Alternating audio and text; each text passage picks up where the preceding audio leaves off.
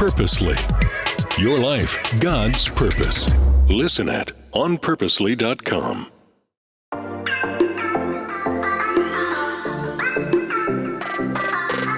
Hello, everybody, and welcome to the Gospel Tech Podcast. My name is Nathan Sutherland, and this podcast is dedicated to helping families love God and use tech. Today, we are continuing our conversation with the Start Here series by talking about pornography. The Start Here series is intended to be little snapshots, little nutshell conversations, if I were to mix my metaphors, that will help you address a specific gospel tech conversation that might apply to your family in this season. You can share them with your friends. If you work in a church or a school, this is where you could return for those refreshers and reminders without having to go through all 200 plus episodes or whatever the entire years of this year's content. So with that in mind, we're going to talk about pornography, how we can address it and talk about it, what we need to know, and then third, how we can actually apply that information practically. And the hope is this is encouraging to you. It's something you can be used to be equipped to have these hard conversations with your kiddos, and that you can share with others who are doing the same. So with no further ado, let's dive in.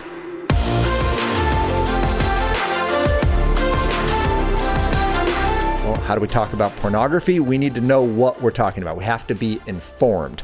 So first things first, we need to know about pornography is that it is what researchers would call a supernormal stimuli. Most of the references, by the way, I've gotten are from the Fight the New Drug website. And the reason for that is twofold. One, there's hundreds of thousands of research studies done on pornography going back, to the 60s and 70s. So there can be a lot. I use Fight the New Drug as kind of the filtering mechanism. And then in their articles, you can find their research and go look at that research yourself. So when I reference a study, just assume that I actually found it originally through Fight the New Drug. Even though I've read the study myself now, I still want to shout out Fight the New Drug for doing all the work to compile really excellent research that you can then go and read the research for yourself and do it in sequence and see how it starts to paint the picture of what pornography is doing to society, families, and our brains. With that in mind, supernormal stimuli is reference out of Barrett and Deirdre in 2010. And the reference is an older reference, but the idea is this. You can be trained to get used to something that is unnatural. And not only are you used to it now, but it's preferential. So the example that's referenced is cardboard butterflies. There were some researchers, they took some male and female butterflies, put them in an environment, and then the researchers painted cardboard butterflies. They painted them as females, and they accentuated the parts of the female butterflies that the males find most interesting, put them in with the male and the female butterflies, and the males flocked to said cardboard butterflies. Problem being guaranteeing their extinction at this point. That community is now officially dead because they're not going to mate. They're specifically stuck on these cardboard butterflies. That you can see the corollary where we are, but let's make it very clear. So this is from Voon et al., 2014. Supernormal stimuli, and specifically in this case pornography, can take our brain's natural stimuli, our desire for intimacy and connection, and give us more quantity, more exaggerated and more supernormal versions of that thing until it can override what we think is normal, warp what we perceive as exciting, and make real intimacy seem less interesting by comparison. That's what we're talking about. Pornography is a supernormal stimuli, and if we were to put this in other words, we would say the porn trains the brain for unnatural stimuli, that it needs something that doesn't exist in nature, and that becomes the preference. You can actually train your brain to need it, and there's a couple factors in there. We won't go huge into it, but basically the idea is your brain is already wired for being attracted to somebody else. And in nature, we see animals attracted to novelty anyway. The problem with pornography is it's so much faster than real life. For monkeys, they would need a second female to enter the room. All you need is a second browser. And that is really important because it ends up training a behavior that doesn't exist in real life. You can't match the frequency. You can't match the intensity. You can't match the diversity. It is a super normal stimuli. It's a cardboard butterfly. Not only that, the individuals you're watching have been filtered and augmented and surgically adapted to not reflect what an actual human looks like. This is actually stated, I love it, by Billie Eilish in a Howard Stern interview, if you'll give me license to reference this. But Billie Eilish, is a famous singer, and she's going on about how she hates pornography, both because of how it depicts women and how it's impacted her life, some relational abuse that she suffered because she thought that this was normal, which is not, by the way, uncommon for young people to witness pornography and just assume, well, this is sex. This is what happens in relationships. And that's also part of our danger when it comes to supernormal stimuli.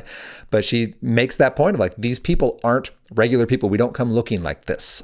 This is augmented either digitally or physically. And that is important for us to recognize when we are forming an appetite through repetition. We know this because of the Hebbian theory of learning, this idea that neurons that fire together wire together, and neuroplasticity, that when we receive and we reward a stimuli multiple times, and there's nothing more rewarding for the human brain than sex outside of drugs. But for a natural behavior, like your body is wrapped around this behavior and rewards you heavily for participating. So now you're ingesting, now you're rewarding, and now you're forming a behavior. So I spend all this time to tell you, by the way, the supernatural stimuli, I can include this in the notes, but Kuhn and Gallinet, 2014, Bunka, Morris, Mitchell et al., 2016, Albury, Lowry, Friend, 2017. These are all research studies that support porn trains the brain for unnatural stimuli. That's important because that building demands novelty. It's not more pornography, as Fight the New Drug says. It's new pornography. And this would be Kukanas and Over 2000 and Mewison and Over 1990. This idea that it's not more, it's not a quantity thing. It's like, oh, I need a longer version of the same content I've been consuming. Like, no, you need new. And one of the studies done, actually both of these studies done, males and females, the researchers showed an image or showed actually, in this case, a scene from pornography, and then they showed it repeatedly, and they watched the engagement levels lower in the viewers, and then they, without warning, switched to a new scene. So still same content, but now it's a new input, and engagement went right back up to where it was at the beginning, meaning you expire an interest in the one because this is built around selfish consumption and novelty, and now we have to pivot to another. And that's now all of a sudden I'm re-engaged.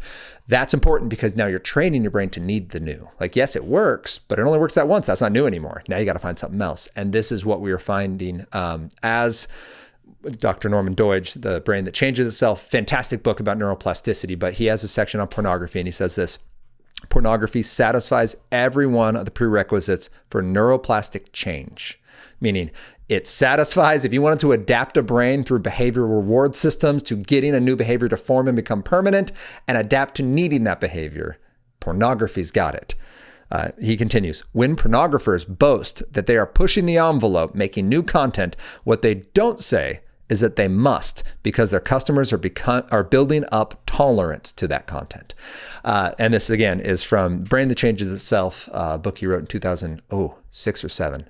Sorry, I'll say 6 confidently, but Norman Doidge is the doctor who wrote the book. And what we are studying for this first piece, what do we need to know about pornography, is it is a supernormal stimuli that changes the way the brain works until you demand the novelty and the uniqueness of something that is unnatural. It doesn't exist in the world that we live in. It only exists through the screen.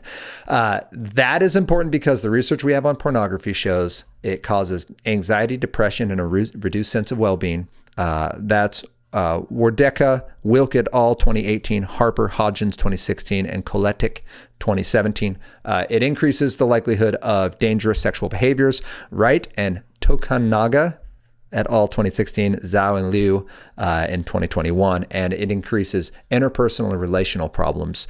Rhodes, Markman 2011, Wright, Tokunaga again 2017, and Perry 2018. That's a lot of research. That was a tip of the iceberg. Fight the New Drug, again, compiles a lot of this. If you want to be like, hey, I'm not sure that matches with reality, please enter their research into the internets and go find abstracts, go to PubMed, get yourself a short-term subscription to some of these medical journals and read them. It is powerful, interesting stuff. And I would say there are absolutely researchers out there who are like, no, this is getting it all wrong. Here's why it's wrong. Read those too.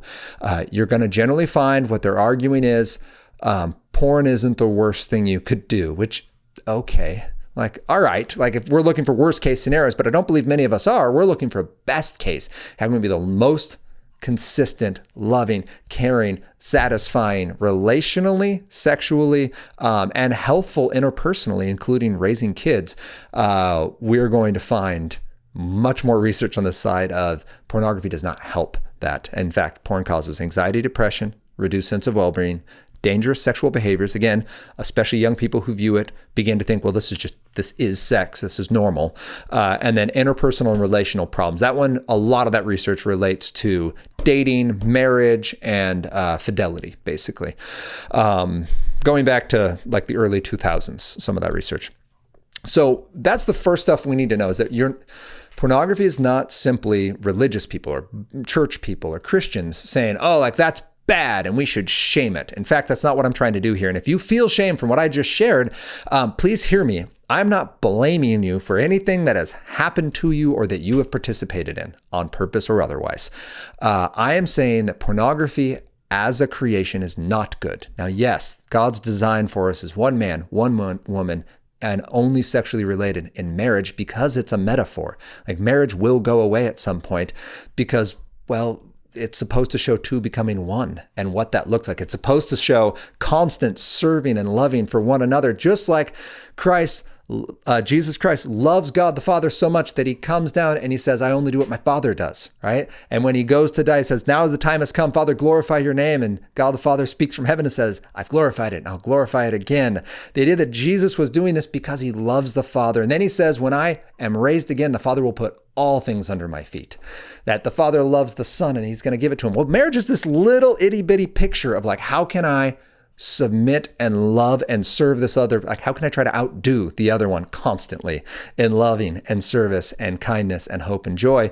That when we die and rise again, well, we're not married to that person anymore. Jesus makes this very clear. There's no marriage in heaven. There's no babies. Instead, we're going to be like the angels. We don't exactly know all that entails, but that this is a metaphor that would become then the bride of Christ. Don't get it weird and twisted. Just hear it for what it is. That marriage is a metaphor for what the church, capital C, all Christians, become for eternity in this loving relationship with Jesus Christ, their Savior. And that sex is then a part of that explanation. It's a way to serve and to love and to be intimate and to becoming one. That is part of a greater mystery that we don't really get. We don't understand the Trinity. Like, we understand it as an idea, but we can't like explain how are three persons one? Like, we're told that marital sex is part of that, and that to do it outside of that is also a sin against our bodies, right? Paul makes this clear. So I go on that whole piece to say sex is good. Pornography is not, because it's a distortion of something good. That's why we're calling it out. Science agrees with that. Pornography is not beneficial. It's societal issues and personal issues and mental health issues that come from it are not beneficial. So that's first. Then we need to go to, all right, but how are kids getting to it? Smartphones. Sam Black is the VP of Research and Recovery at Covenant Eyes. And he said smartphones is the number one way they're seeing teens engage pornography. We need to know that when we talk about porn. Fight the New Drug notes that porn gets more monthly searches than Twitter, Instagram, Netflix, Pinterest, and LinkedIn combined. So we need to know this is frequent. It's happening. The volume is massive for the amount of traffic pornography is drawing. And if you want to go back to episode 191 and 182, those are two Sam Black conversations. Go check those out. They're good. Sam is on point. The second one is more talking specifically kids. The first one is 182 is more about like, how do we talk about pornography in big picture? 191 is more, how do I address this with my children? But now we know that pornography on its face is not good. Yes, biblically, it's not good. But as a society, we have a problem. And it's not helping the way we view one another, and it's not helping relationships, and it's not helping children. So what do? Well, first, we need a definition.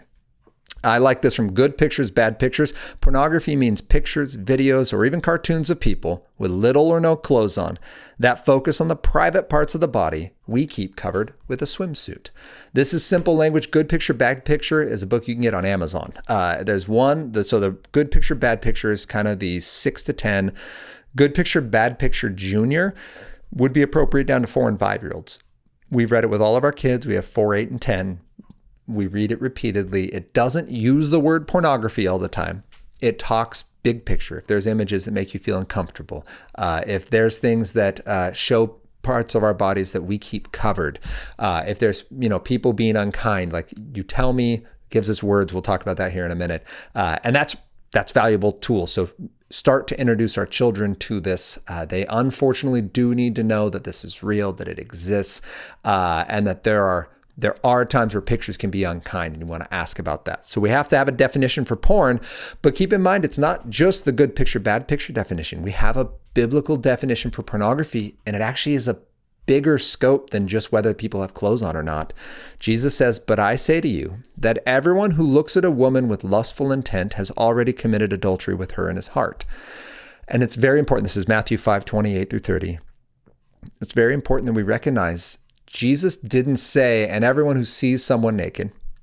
He doesn't say anything about culturally appropriate clothing. Keep in mind, modesty is also in the Bible, so we want to keep that as an important part of the conversation. But that's not this point. Jesus says it's an act of your heart. If you look at an image, if you look at an individual and say, "I'm going to take that person's likeness and use it for my gratification. I'm going to lust." That's the intent to feel sexual desire unilaterally. There's no intimacy. There's no relationship. There's no covenant. This is not a metaphor for how God treats us. This is just, I want to feel good now on my terms, and I will. Then that's sin, Jesus says. He actually goes so far as to say, if your right eye causes you to sin, cut it out. That sin's going to bring death. And if you just leave it there and keep it secret, if you keep your little pet sin and go, "Well, it's not that bad. It's not really hurt anyone. I haven't seen, my wife hasn't said anything," like whatever the argument might be, Jesus is saying that is sickness. It is going to bring death to all of you. Cut it out and cut it off and gouge it out. So that's what comes after he says this. But in this piece, keep in mind who he's talking to. He's talking to a culture that is closer to Taliban-controlled Afghanistan than it is to modern-day America. Like, women wore full body coverings at this point. Their hair was to remain covered. That was a sign of respect. It wasn't inappropriate to see a woman's hair, but it was considered intimate. It wasn't something they did in public. They kept their hair covered, and there's parts of wedding ceremonies where women would uncover their hair for their husbands, and it was seen as a sign of their beauty and their strength, and it was nice. It was good, but we're not seeing like any amount of skin where we could be like, well, like, that was just inappropriate clothing. That wasn't a thing in the Middle East in this time. There was no such thing as inappropriate clothing by our standards. And even anyway, that's tangents. The people we would consider like, oh, they'd be wearing inappropriate things still involved ropes. So, looking with lustful intent points out that it comes from us. Pornography has to do with our hearts, which means that picture may not have naked people. And maybe it's a halftime show. Maybe it's a catalog. Maybe it's a website. Maybe it's whatever. But if you're using it for selfish gratification outside of a committed covenant marital relationship, then that's lust and that's sin. And whatever's bringing that sin just became expendable. It needs to go away. So maybe it's get rid of your smartphone. Maybe it's get rid of a personal computer. Maybe it's get rid of access to whatever that device is that's not accountable and within the hedge of your family's tech. Make sure that that's part of the conversation. We are addressing the heart behind this, what's going on inside us. That's also important. Ann and I went back to our kids like, hey, our two older, hey, we've talked, you're a couple months into school now. We talked about pornography. Has anyone shown you, or have you seen, has anyone talked about those pictures of people being unkind with their bodies? And Owen said, no. Henry goes, yeah. I'm like, oh, well, what do you mean? It's like, well, I saw it in a magazine. I'm like, okay, where'd you see the magazine? Like, by the way, if this happens, parents, like, do your best to be cool. Like, be just like, interesting. Like, don't do the like you've just entered interrogation mode and they'll sense like the danger rising. Like, all I can sense is the intensity and I don't want to talk about this anymore. We asked for a follow-up. He's like, oh, like this magazine's in our house. I'm like, cool. Could you show that to us? He ran out of the room, brought back a 1984, I think, National Geographic. And we're like, okay, well, what is it? And he flipped right to this page. And sure enough, there's some people dancing around without clothes on. And we're like, all right, we get it. These people are not lusting. This is not the point. Like, that's literally how they dress and that's their life. And it's unfortunate. This is probably your first experience, like witnessing this situation as these people not wearing clothes, but great. Like, thank you for telling us. That's so good. Also, Anna and I, as we walked out of the room, noted, like, keep in mind, like, knew where the picture was and knew where the magazine was, right? Like, it hadn't left memory of, like, this was a notable moment, but was willing to tell us, and that's awesome. And, like, that's part of the conversation. Yes, I disposed of said magazine and we can now move forward, but we now have that relational piece of like, yep, that's roughly what we're talking about. These people, like, this isn't lust. Let's put some boundaries around it. Like, seeing a naked person doesn't mean I've sinned. But we can watch our hearts, and the fact that that's stuck so firmly in your brain tells me, all right, there's something going on there, and I want to continue this conversation and come back. And parents, that's what we can do. Do it as the 1,000 hours outside team says. You do it in 1,000 little drops, right? Little drop conversations of like, we're just going to keep talking about this. Speaking of talking about it, at birds_bees, mom grandma combo, I guess is what you call it, but a mom daughter combo. They would say, be medical, be matter of fact, and move on. So you're going to say the body parts. I'm going to say them right now just so that you had to hear them out loud. And I say that just so you could pause it if you need young ears and you don't want them to hear from me. But you have to say penis and you have to say vagina. Like, you have to say those words. People cringe when I say that from the pulpit sometimes. I'm up front on the stage speaking at a church. But like that needs to happen. The reason that's important is twofold. One, for their own sense of clarity and communication, that they can state the body parts. That's really good. There's no shame with it. It's like the Adam and Eve thing. They don't know that people feel shame about these body parts. It's just what there is. And that's great. That's like the proper form of sex education. By the way, by saying penis and vagina, you're not going to like send your child on a bender. Like, you're answering their questions. That's the reason you're here. So they don't have to go Google it because the questions have been answered. The second part of that is Sam Black from Covenant Eyes argued the same. He says, you're not going to like ruin your child by mentioning these words near them. These words are not bad. They're facts. This is what boys and girls have for genitalia. And that's important. Like, biologically, that's important. Like, we're humans. This is how we reproduce. And these are the body parts that let us do that. So that's important. And then on the second piece, and this is heavier, but I do want to make sure it's been said. Our church did a training with a great group called GRACE. It's the Gospel Response to Abuse in the Church Environment, is what the acronym stands for. And GRACE training, they basically say, if it comes to prosecution and someone needs to be brought before the court of law because of abuse in a church environment, the one who was abused, in this case a child, has to be able to say the words. And if they can't, if all they know is euphemistic little language, it can get caught up in lawyer speak and never actually bring charges to bear on that individual. So that's horrific. But what we're doing is protecting our children so they can tell us quickly if something goes awry, and protecting our children so that bad people can get, let's not even go bad people, so that abusers can get the consequences that are going to be most helpful. Those abusers need professional care, support, and supervision. And that's knowing the words is going to help. So be medical, talk it out. Greta Eskridge at Ma and Pa Modern says it this way: just like we don't show strangers our private parts, we don't want to see other people's private parts. So if you ever see pictures or movies on a computer or a phone, or if someone shows them to us, we look away, we go and tell a safe grown-up what we saw, know that you won't be in trouble. And I love this last part of it.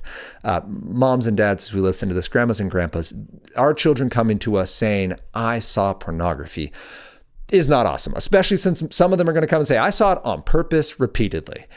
That's not great. We don't want to hear that. That's not the desire of our heart. But also know the fact that they're bringing this to us is huge. This means that a child who was running the path towards death, as Jesus says, like, you need to cut this off and gouge it out, has turned and come home. That prodigal child who was dealing with the shame and the guilt and the struggle all on their own is now bringing to you this thing that is really heavy. And as Chris McKenna with Protect Young Eyes says, celebrate like they got straight A's.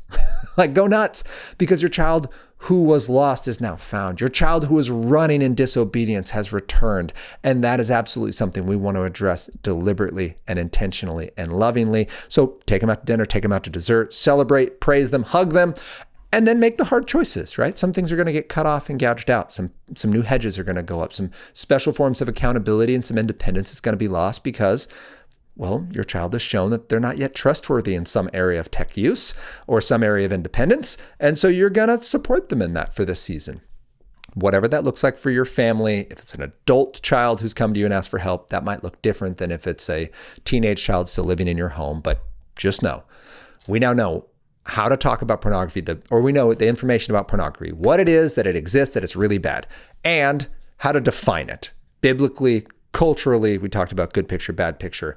And then some of the words we can use about this, like it is bad. You can tell me, I'm not going to get you in trouble. It doesn't mean there's no consequences. It means I'm not going to be mad at you. I'm going to take direct action and anger against this thing that's harming you. And that's a loving thing to do. So you can be angry at it. We should, in fact. We probably should be more angry than we are because we're like, it's everywhere. Like, that's not loving. I have to pray against that indifference myself because I hear it so much. And at some point, we're like, man, I'm just tired. Like, the Lord encourages us to not tire in doing what is good, which brings us to part 3. We're going to make a plan. With your family, you need to teach them to run, to tell, and to remember. This is the good picture, bad picture model that they'll teach you in the book. Please read that book. It's incredible. But the idea is you're going to say no and go. So no, if you see an image pop up on a phone, if someone shows it to you on the bus, if you see it in the hallway, if it pops up when you search something on the computer, you physically turn yourself away. Run like Joseph and get out of Dodge. Okay. Get out of that physical space. Even if you're curious, even if you're interested, even if you're excited, no and go. And then you're going to tell a caring adult. They need to know who it is. Mom or dad, grandma or grandpa, aunt or uncle. When I was, they have to tell you the location, in my room, in your office, on my phone, on the bus, in the locker room, in the classroom, in the cafeteria. By the way, these are all spaces that I know of families who have children have bumped into pornography. I was in this location. I saw, and then insert the blank. I saw something that made me uncomfortable. I saw pornography. I saw whatever the phrase is that you guys have agreed on. And then that reminder of the reason you're coming to me, child, to tell me this, the reason I want you to come is this mistake, this bad stuff, and bad like on a literal level, like it's not good for relationships and brains and our hearts. This stuff doesn't define you. It describes you now. This is going to be part of your journey, and your new journey starts here, but you're defined by your identity in Christ. Looking at that and finding satisfaction in that is a lie now. You're no longer a child of wrath deserving punishment, as Ephesians 2:3 tells us. You're not that. You're a child of God, and seeking satisfaction in that will never bring it. And it's a lie about who actually defines you. So come to me and be reminded that you are beautiful and that you are loved and that you are new and that this thing, sure, we need to address it, but it doesn't shake my love for you and it doesn't shake God's love for you and it doesn't shake your identity and purpose. So that's some of what we want to cover on this. 3 things again. Know the research and the information. Go to Fight New Drug or check out the show notes, and there's some research in there. Then know how to define pornography. Yes, the bigger picture of people being unkind, no clothes over swimsuit areas, but also the heart issue. That this is about loving God with all our heart, soul, mind, and strength, which means we're not going to lust.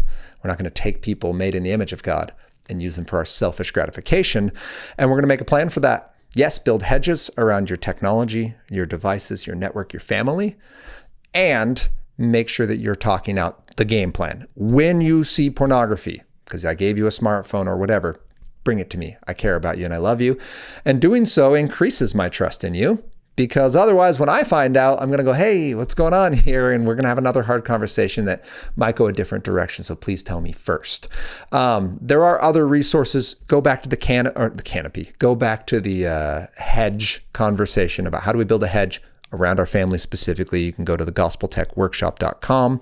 That's where you can learn how to build tech hedge around conversations about content and priorities and safety.